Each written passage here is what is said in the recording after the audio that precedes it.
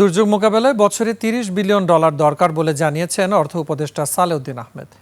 Navigating climate finance media reporting প্রশিক্ষণ সেশনের উদ্বোধন অনুষ্ঠানে একথা বলেন তিনি। অর্থ উপদেষ্টা জানান, আগামীতে IMF এর কাছে $5 বিলিয়ন চাওয়া হবে।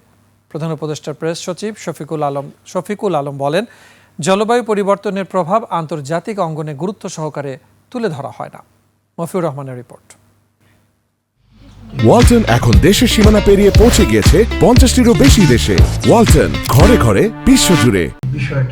রাজধানীর আগারগাঁওয়ে PKSF মিলনায়তনে navigating climate finance media reporting প্রশিক্ষণ এর আয়োজন করা হয়। উদ্বোধনী পর্বে যোগ দেন সরকারের অর্থ উপদেষ্টা, প্রধান উপদেষ্টার প্রেস সচিব সহ ঊর্ধ্বতন কর্মকর্তারা। অর্থ উপদেষ্টা বলেন, বাংলাদেশ বিশ্বের অন্যতম দুর্যোগপ্রবণ দেশ। প্রাকৃতিক দুর্যোগের পাশাপাশি মানবসৃষ্ট দুর্যোগ বেশি হয় বলেও জানান তিনি। দুর্যোগ মোকাবেলায় বছরে $30 বিলিয়ন প্রয়োজন বলে জানান অর্থ উপদেষ্টা।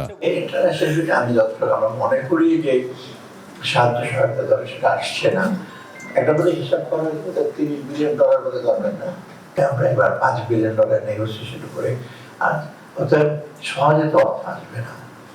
অর্থ না আসলেও আমাদের নিজেদের সামর্থ্য নিজেদের মতো করে আমরা আশা করব।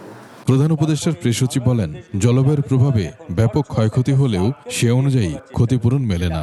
আমাদের স্লামগুলোতে লোকজন বাড়ছে, স্যালিনিটি বাড়ছে, বা আমাদের ফ্রিকোয়েন্সি অফ ফ্লাড বা ফ্রিকোয়েন্সি অফ সাইক্লোন এগুলো বেড়ে যাচ্ছে, সেগুলোর উপরেই ফোকাস দিয়ে যেটা হয় যে আমি এখান থেকে দূরে সরে যাই, ফলে আমার কাভারেজটা খুব ইন্টেন্সিভ হয় না, বা এটার কাভারেজ যেই পরিমাণ গ্লোবাল অ্যাটেনশন পাওয়া দরকার সেটা আমরা পাই না। সারা বিশ্বকে জলবায়ু অভিঘাত সম্পর্কে জানাতে গুরুত্ব সহকারে গণমাধ্যমে প্রতিবেদন প্রকাশের কথা বলেন তিনি।